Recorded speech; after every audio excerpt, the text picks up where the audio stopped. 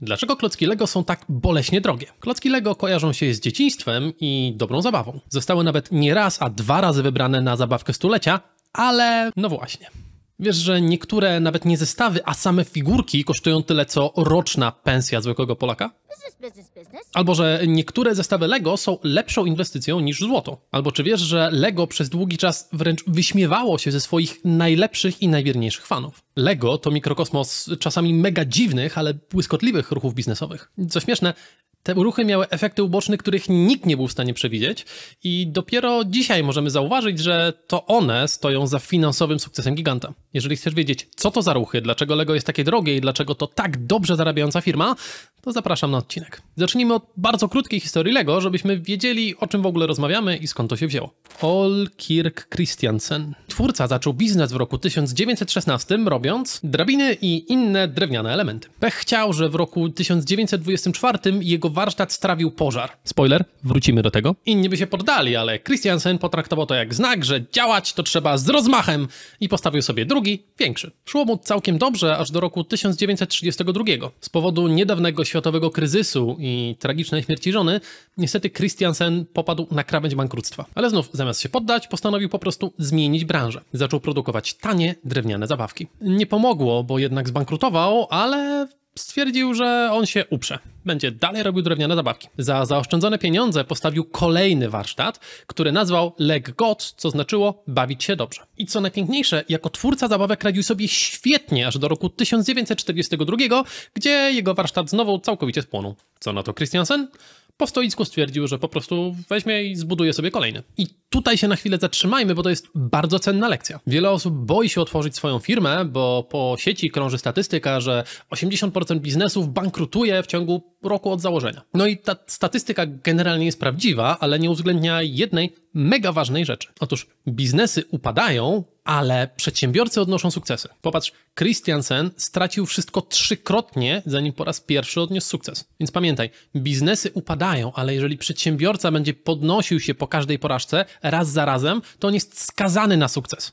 Może nie będzie to za miesiąc, może nie za rok, może będzie to dopiero za 5 lat, ale ten sukces przyjdzie. Wiem, że zabrzmi to jak gdyby był Paolo Coelho, ale sekret naprawdę tkwi w tym, żeby podnieść się 1 raz więcej niż się upadło. Ale wróćmy może do Christiansena i tego, w jaki sposób podbił rynek plastikowych klocków. Otóż w roku 1947 Christiansen sprowadził jedną z pierwszych na świecie maszyn do odlewów z plastiku. Stwierdził, że ten cały plastik to może być ciekawy, przyszłościowy materiał. Eksperymentował z nim przez długi czas, aż w roku 1949 stworzył przełomową zabawkę, której nadał chwytliwą nazwę automatycznie łączące się cegiełki. That is literally the dumbest thing I've ever heard. Let me handle this. That idea is just the worst. Tak, on serio tak to nazwał. Niestety marketingu jeszcze musiał się trochę pouczyć. Jak się domyślasz, stworzył wtedy pierwsze podstawowe cegiełki do Lego. Szło dobrze, sprzedawało się, ale konkurencja nie spała. Na rynku zaczęły się pojawiać łudząco podobne produkty. Tak to jest, kiedy jest się pionierem i wprowadza coś nowego. Zaraz znajdują się naśladowcy, którzy naśladują twój sukces. Więc pojawiło się pytanie, jak wyróżnić się na rynku plastikowych cegiełek. Christiansen myślał całymi dniami i miesiącami, aż w końcu doszedł do błyskotliwego rozwiązania. Nie da się. Serio, czasem w biznesie stoimy przed problemem, którego po prostu nie da się rozwiązać. Nie ma wtedy sensu szukać drogi, której nie ma. Cegły są po prostu zbyt prostym produktem, żeby go opatentować. To znaczy, możesz go opatentować, ale ktoś może stworzyć inną cegłę, która będzie marginalnie się różniła i on będzie mógł to wprowadzić na rynek jako swój zupełnie nowy produkt, który nie jest w żaden sposób kopią. Dlatego Christiansen wymyślił coś zupełnie innego. To znaczy najpierw posprzątał po trzecim wielkim pożarze, który znowu mu strawił sporą część warsztatu. Tym razem spłonęła całość warsztatu produkującego drewniane zabawki. Po sprzątaniu stwierdził, że może do 3 razy sztuka i tego drewna to się lepiej nie trzymać i on się teraz skupi na plastiku. A potem złożył patent na plastikowe ludziki Lego. Dokładnie tak. Wyróżnienie się na rynku firm oferujących plastikowe cegły polegało na tym, żeby całkowicie zostawić cegły i dodać do nich coś zupełnie unikatowego, co było uzupełnieniem podstawowego produktu. Ludziki były natychmiastowym hitem, bo pozwoliły ożywić konstrukcję z klocków. To jest w ogóle część budowania bezkonkurencyjnego biznesu za pomocą strategii Błękitnego Oceanu.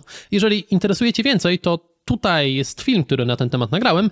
Link znajdziesz w opisie. Z ludzikami Lego firma Lego była skazana na sukces. Rozwijała się przez kolejne dekady, sprzedając coraz więcej i więcej, pozyskując nowych klientów i dając naprawdę wielkie ilości dzieci szczęśliwe dzieciństwo. Ale w pewnym momencie firma dobiła do sufitu sprzedażowego i po prostu nie była w stanie obsługiwać dużo większej ilości klientów.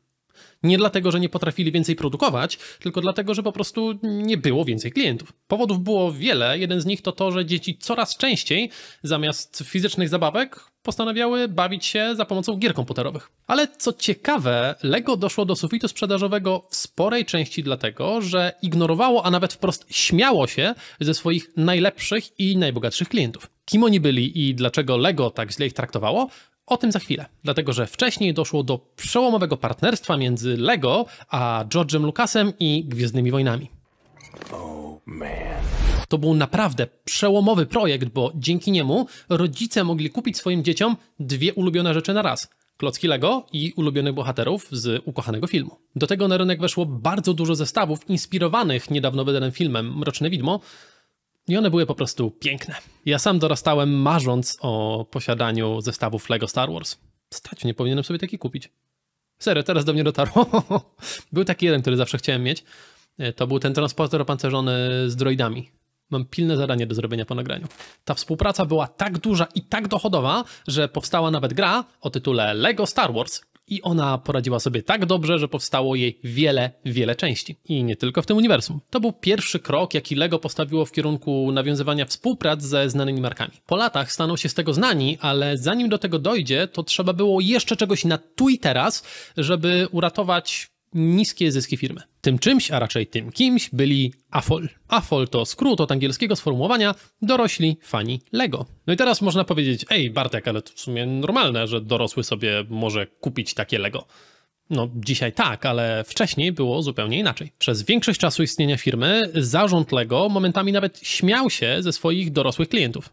No bo przecież klocki Lego są dla dzieci, prawda? Więc co taki 30-latek robi z klockami? Tak, Lego było już na tym etapie, że ich pierwsi klienci, którzy wychowali się z klockami, stali się już dorośli. Nie więcej, oni wciąż mieli te klocki, wciąż je kochali, potrafili zamykać się na naprawdę długie godziny gdzieś na strychach czy w piwnicach po to, żeby bawić się ukochaną zabawką. I co bardzo ważne, ci ludzie wszyscy co do jednego myśleli, że są samotni i dziwni w swojej miłości do klocków Lego. I tu cały na biało wchodzi internet, bo nagle okazało się, że takich samotnych dziwaków to jest więcej. Pojawiły się całe strony internetowe i fora, które miały tylko jeden cel. Celebrować istnienie Lego i dobrą zabawę, którą każdy może czerpać z zabawy tymi klockami. Dzięki temu okazało się, że zabawa Lego, kiedy jest się dorosłym, wcale nie jest dziwna, a jest po prostu kolejnym fajnym hobby, które można sobie wybrać. To był start wielkiej społeczności, która była bardzo oddana marce i która miała niesamowicie grube portfele. Pomyśl, to byli ludzie wychowani na zabawie Lego. Znali je od dziecka i spędzili całe miesiące, jak nie lata, tylko i wyłącznie na układaniu klocków i bawieniu się nimi. Te dobre wspomnienia i pasja do układania klocków została z nimi w dorosłości, no a dorośli to mają pracę, a co za tym idzie, mają pieniądze, którą mogą wydawać na różne swoje zachcianki. Więc czemu by nie mieli kupić sobie Lego? Kiedy w ten sposób o tym pomyślimy, to można powiedzieć, ej Bartek, te Lego to jakieś dziwne, niedorobione było, że tych klientów to nie szanowało i nie sprzedawało im produktów. No niby tak, ale nie do końca. Może zacznijmy od tego, dlaczego firma ignorowała ten bardzo fajny segment klienta. Przede wszystkim Lego zbyt wąsko się definiowało, bo myślało o sobie jako o firmie dla dzieci,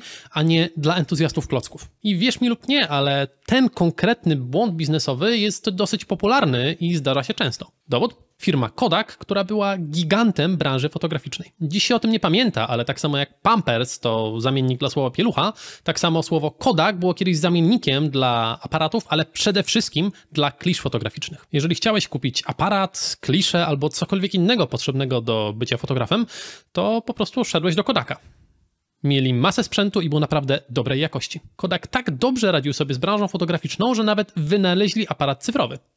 Ale pamiętasz, jak wspomniałem, że byli tytanem sprzedaży klisz fotograficznych? Cóż, doszli do bardzo prostego wniosku.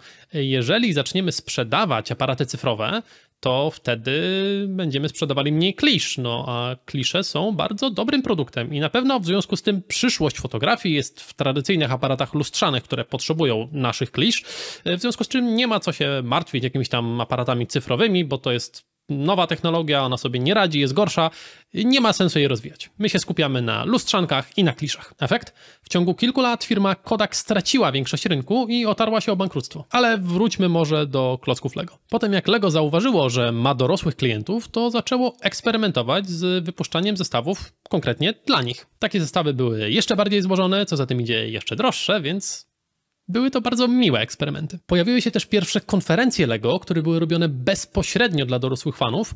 Z założenia ludzie z całego świata, no a bądźmy szczerzy, tak naprawdę z USA, mieli zjechać się w jedno miejsce, żeby poznać się i zobaczyć, że kurczę, te Lego to jednak jest fajne nawet dla dorosłych. No a jak były konferencje, to była tam też świetna okazja do tego, żeby zapowiedzieć nowe, wielkie zestawy Lego, które były jeszcze większe i jeszcze droższe. No i teraz oczywiście ceny tych zestawów szybowały w kosmos, bo więcej klocków równa się większy koszt, ale okazało się, że dorośli fani tak w ogóle są w stanie więcej płacić za każdego klocka. Znowu, dorosły fan miał dużo większy budżet na klocki jako swoje hobby niż statystyczny rodzic na klocki dla swojego dziecka. Dlatego właśnie firma Lego zaczęła eksperymentować wtedy z tak zwaną granicą bólu, czyli z polskiego na nasze po prostu sprawdzali, jak drogo są w stanie opchnąć zwykłe klocki swoim dorosłym klientom. Tak więc ceny Lego rosły, bo po pierwsze dorośli fani byli w stanie po prostu płacić zauważalnie więcej za tę samą ilość klocków, ale po drugie oni po prostu chcieli większych, bardziej złożonych zestawów. Ale jest jeszcze trzeci powód, dla którego Lego jest tak potwornie drogie. Mianowicie firma powoli wycofywała ze sprzedaży swoje co starsze zestawy. No i jeżeli stoisz, to radzę ci teraz usiąść, bo pojawia się rynek kolekcjonerski razem z bardzo ciekawymi cechami, które zawsze idą z rynkami kolekcjonerskimi. Pamiętaj, AFOL wychowywali się z klockami Lego i marzyli o konkretnych zestawach i bardzo często rodziców nie było stać na to, żeby kupić dziecku tę konkretną, wymarzoną zabawkę. Sam tu jestem świetnym przykładem, bo mały Bartuś przejrzał katalogi Lego z 2001 roku więcej razy niż sam był w stanie policzyć. I oczywiście mały Bartuś marzył o prawie każdym zestawie, który tam był. Zwłaszcza o tym przepięknym transporterze na droidy. I teraz dodać 2 do 2 jest dosyć prosto, bo dziecięce marzenia są bezcenne, a jeżeli nie zostały spełnione, to dorosły człowiek jest w stanie zapłacić naprawdę duże pieniądze, żeby jednak je spełnić. Wszystko po to, żeby znów chociaż na chwilę poczuć tę niewinną, dziecięcą radość. No i teraz, skoro dużo osób marzyło o konkretnych zestawach Lego, a one nie były już sprzedawane ani produkowane, to pojawił się rynek wtórny. I jak to bywa, kiedy popyt rośnie, a podaż spada, ceny były zawrotne. I to zwróciło uwagę firmy Lego. No bo skoro dorosły fan Lego jest takim dobrym klientem i ma tak zasobny portfel, jest gotowy wyłożyć grubą gotówkę za coś, o czym marzy, no to może by tak nie produkować tych zestawów zbyt wiele, żeby te pieniądze poszły do nas, a nie do jakichś ludzi na rynku wtórnym. No bo w końcu, skoro niedostatek podwyższa ceny, to czemu by tego nie wykorzystać? I teraz przykład z bardzo prostą matematyką dla zrozumienia. Jeżeli firma może sprzedać 1000 zestawów po $50 albo może sprzedać 100 zestawów po 500, to generalnie trochę bardziej opłaca mu się robić to drugie, a nie to pierwsze. Dlaczego? Bo pieniędzy generalnie jest tyle samo, ale bardzo podsyca to rynek wtórny. I oczywiście nie w każdym przypadku tak to działa, ale w przypadku Lego spowodowało to powstanie prawdziwego klockowego dzikiego zachodu. No bo jeżeli z jednej strony jest duży popyt na pewne zestawy, bo na przykład jest to mała, limitowana edycja klocków ze Spider-Manem, z drugiej strony tych zestawów jest mało, z trzeciej strony ludzie są gotowi zapłacić bardzo duże premium, żeby dostać ten konkretny zestaw, bo tam jest ich ulubiony bohater, no to pojawia się taka rzecz o nazwie spekulacja. Sprawa jest tu prosta. Kiedy szczególnie chodliwe i limitowane zestawy klocków wchodzą na rynek, to pewna grupa ludzi wykupuje ich ile tylko się da. Robią to zakładając, że takich zestawów wyjdzie z 1000, jest jakieś 2000 chętnych, no to jak kupię sobie 100 zestawów, bo akurat tyle jest w sklepie, z którego korzystam, to będę mógł je tydzień później wrzucić na Allegro czy innego eBaya i zażądać 50% więcej albo 100% więcej. Brzmi jak paskudna manipulacja? No dokładnie tak brzmi, ale najgorsze jest to, że tym ludziom to po prostu wychodzi i taka spekulacja jest realnym problemem w świecie fanów Lego. Jeśli wydaje ci się, że taka spekulacja inwestycyjna jest najgorszym, co się dzieje z tymi klockami, no to jeszcze się zdziwisz. Bo to wcale nie jest najgorsze. I jak już wskoczyliśmy w ten absurd, to dopłyńmy może aż na samo dno i zobaczmy, co tam siedzi. No bo widzisz, zestawy zestawami, ale ludzie zauważyli, że często dużo lepszym rozwiązaniem niż sprzedawać cały zestaw będzie rozebrać go na części i sprzedawać same figurki. Tak, dokładnie te figurki, które są opatentowane. No bo widzisz, one są zawsze produkowane w ograniczonych ilościach, a bardzo często, w wyniku strategii LEGO, reprezentują znane i kochane z kina postaci. Domyślasz się, jak to wpływa na popyt i ceny, prawda? Pojawiły się nawet strony, których jedynym celem jest pomoc w wycenie twojej kolekcji figurek. Więc ile takie figurki są warte? Cóż, w momencie nagrania najdroższy był Spider-Man z konkretnej edycji. Wyprodukowano go w raptem 350 sztukach. Wygląda to tak i nasuwa się pytanie, ile te cudo kosztuje?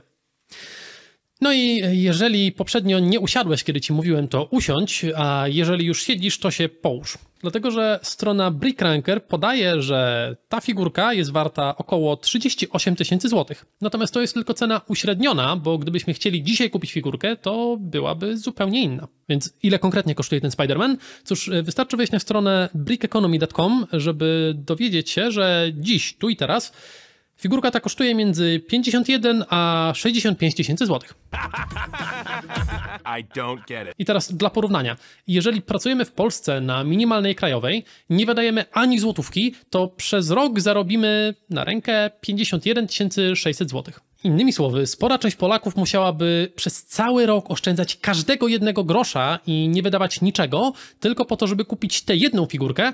Oczywiście pod warunkiem, że byłaby ona na przecenie, bo bez promocji to nie wystarczyłoby kasy. Ale spokojnie, nie ma problemu. Gdybyś bardzo chciał, to się da, dlatego że są inne strony, które pozwalają tego rodzaju zakupy rozkładać na dogodne raty, które w tym przypadku wynosiłyby około 3750 zł miesięcznie. Tyle kosztuje dzisiaj figurka, którą można było dostać prawdopodobnie za darmo na konferencji w 2013 roku. Mówię prawdopodobnie, dlatego że trafiłem na komentarz, że te figurki były nagrodą w konkursie dla uczestników konferencji. No i teraz można powiedzieć, ej Bartek, ale to są przecież takie złote strzały, no nie? Przecież nie ma szans, żeby te wszystkie figurki były tyle warte i żeby w ogóle te klocki tyle kosztowały. No oczywiście, ta figurka jest bardzo ekstremalnym przypadkiem, natomiast można traktować LEGO jako długoterminową inwestycję i można naprawdę dobrze na tym wyjść. Brickranker pokazuje, że jeżeli będziesz dobrze wybierał zestawy, które kupujesz, to możesz spodziewać się, że będą wzrastały na wartości między 10 a 35% rocznie. I nie mówimy tutaj o wzroście w ciągu 2 tygodni albo roku, ani nawet 5 lat. Popatrz na to. To jest zestaw 375-2 LEGO Castle. To zestaw marzeń każdego dziecka z lat 70. i 80., bo wyszedł w roku 78. Gdybyś miał szczęście kupić ten, jak na dzisiejsze standardy, bardzo brzydki zestaw za raptem $50 i z jakiegoś powodu nie otwierać go przez 46 lat, to twoją nagrodą byłby stabilny wzrost wartości na poziomie 11,88% rocznie przez 46 lat. Dla porównania, w tym samym czasie złoto rosło o średnio mniej więcej 5,3% rocznie. No to co Bartek, LEGO to tak 2 razy lepiej rosło, no ale to nie jest jakoś dużo, no nie? To tylko 2 razy więcej kasy. No właśnie nie, bo przez te 46 lat działał także 8. cud świata, czyli procent składany. Innymi słowy, LEGO pozwoliłoby ci zarobić 16 razy więcej niż złoto. Rozumiesz teraz pokusę traktowania LEGO jako inwestycji, prawda? Tak dużo osób zrozumiało, że siedzi na plastikowym skarbie, że Brickranker stworzył nawet stronę, gdzie możesz wycenić swoje plastikowo-klockowo-figurkowe portfolio inwestycyjne i patrzeć, jak ono rośnie w czasie. Swoją drogą, Brickranker to jest bardzo fajny przykład biznesu, który na pierwszy rzut oka jest niczym innym jak działalnością charytatywną, a tak naprawdę bardzo fajnie zarabia. Daj mi znać w komentarzu, jeżeli chcesz, żebym rozbił na części pierwsze, dlaczego tego rodzaju strony tak dużo dają za darmo, a jednocześnie świetnie na tym zarabiają. No i teraz zawsze znajdzie się sceptyk, który powie, no okej, ale ci kolekcjonerzy LEGO to jest taka banda frajerów, co się razem klepią po plecach i tylko patrzą, jak wirtualne cyferki rosną. No bo przecież jakby na rynek trafiła nie jedna taka figurka, a 3 albo jeszcze więcej, to by się żadna nie sprzedała za te 50 tysięcy, tylko by tam poszły po 1000. Cena by od razu spadła. No tak. Dokładnie tak by to zadziałało, bo na tym polega każdy jeden rynek kolekcjonerski. Nieważne, czy kolekcjonujesz LEGO, wino czy sztukę, zawsze cały rynek sprowadza się do tego, że masa ludzi chomikuje dane przedmioty niczym smok złoto. Od czasu do czasu jeden z kolekcjonerów sprzeda taką małą część swojej kolekcji za wielkie pieniądze i stąd się potem biorą nagłówki o kosmicznych cenach zwykłych, codziennych przedmiotów. I w ogóle to tak swoją drogą dokładnie na tej samej zasadzie opiera się cała giełda papierów wartościowych. No bo jeżeli usłyszysz, że taka Tesla Ilona Muska jest dzisiaj warta 700 milionów tysięcy dolarów, to oznacza to tylko i wyłącznie tyle, że gdyby wszystkie akcje, które ta firma wyemitowała, dało radę sprzedać po cenie ostatniej transakcji, to ta firma byłaby tyle warta. No ale fakty są takie, że gdyby ktoś spróbował sprzedać nawet 1% tej firmy na raz, to cena akcji spadłaby niczym Messerschmitt zestrzelony w bitwie o Anglię. I Lego tu nie jest w żaden sposób wyjątkowe. Ono zupełnie normalnie wpisuje się w tradycyjne trendy i normalny sposób działania rynku. Ale mam też ciekawostkę, bo Lego zrobiło też coś nienormalnego. Żeby jeszcze więcej zarobić i jeszcze bardziej zachęcić do kupowania, Lego postanowiło zrobić to, co mój mentor dr Wong kocha najbardziej, czyli postanowili wyemitować swoją własną walutę. I tylko trochę przesadzam, bo firma Lego postanowiła wprowadzić punkty Lego Insider. Można było uzyskać je po każdym zakupie albo po zrobieniu czegoś, na czym firmie zależało, na przykład po wypełnieniu ankiety. I dlaczego niby ludzie mieliby zbierać te punkty? No, to są dwa bardzo dobre powody. Po pierwsze, te punkty po prostu można wymieniać na zniżki w sklepie, ale po drugie, one są potrzebne do tego, żeby kupić pewne kolekcjonerskie i unikatowe przedmioty. Tym samym Lego stworzyło darmowy i bardzo silny, bezpośredni nacisk na swoich klientów. No bo jeżeli chcą zrobić badanie rynku i zobaczyć, za co klienci najchętniej dadzą im pieniądze, to wystarczy, że puszczą maila z ankietą i powiedzą, weźcie ją, zróbcie, to damy wam tam trochę punktów. Z kolei, jeżeli potrzebują szybkiego zastrzyku gotówki, to ogłaszają kampanię 48 godzin na to, żeby dostać 3 razy więcej punktów za każdy zakup. No i co najlepsze, fani Lego cieszą się, że dostają maile z takimi propozycjami. Pomyśl o tym, to są maile sprzedażowe, które mają na celu albo skłonić cię do wydania pieniędzy, albo zapytać cię, co zrobić, żebyś wydał pieniądze. Normalnie z takimi rzeczami walczymy, wrzucamy je do spamu i kasujemy, prawda? Ale w przypadku Lego fani nie traktują tych maili jako spamu, tylko jako niesamowitą okazję, żeby zdobyć więcej punktów. Gdy widzą nową wiadomość,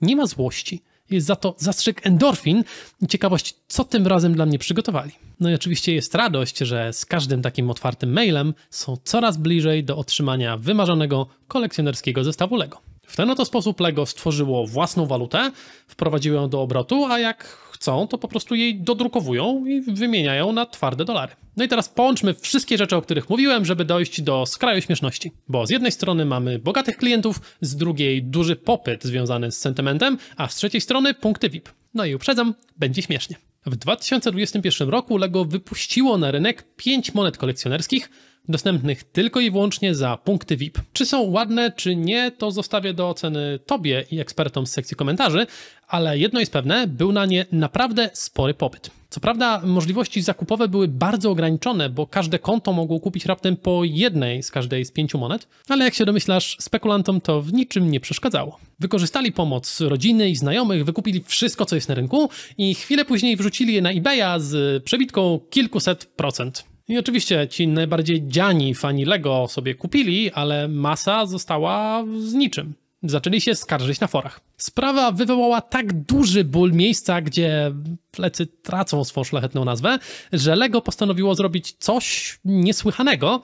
Postanowili drugi raz wydać przedmiot kolekcjonerski. Tak więc Lego stworzyło system, na którym powstała krótka, bo krótka, ale jednak bańka inwestycyjna na, moim zdaniem, paskudnie brzydkich i tanich metalowych monetach. Ale wróćmy może na ziemię, bo Lego to coś więcej niż bańki i spekulacje finansowe. Marka dojrzała i zaakceptowała swoich dorosłych fanów. Zaczęła nawet produkować zestawy tylko i wyłącznie dla nich. Przykłady? Proszę bardzo. Można dziś kupić model Titanica mający 9000 elementów. Wolisz coś bardziej artystycznego? Nie ma problemu. Co powiesz na Gwieździstą noc Vincenta van Gogha? A jeśli chcesz uczcić proste piękno lub po prostu nie chcesz chodzić do kwiaciarni, to Lego ma również wybór bukietów kwiatów do własnego skonstruowania. I tu wskazówka dla pań. Jeżeli chcecie naprawdę uszczęśliwić swojego mężczyznę, to nie znam faceta, który nie skakałby z radości, gdyby dostał duży model Sokoła Millennium. Kochanie, wiesz co robić? Lego to firma, która przeszła w swoim życiu naprawdę bardzo wiele. Zaczynała jako producent drewnianych klocków, a skończyła jako firma zabawkowo-spekulacyjno-inwestycyjna. No i tak, bądźmy szczerzy, Lego po prostu jest drogie.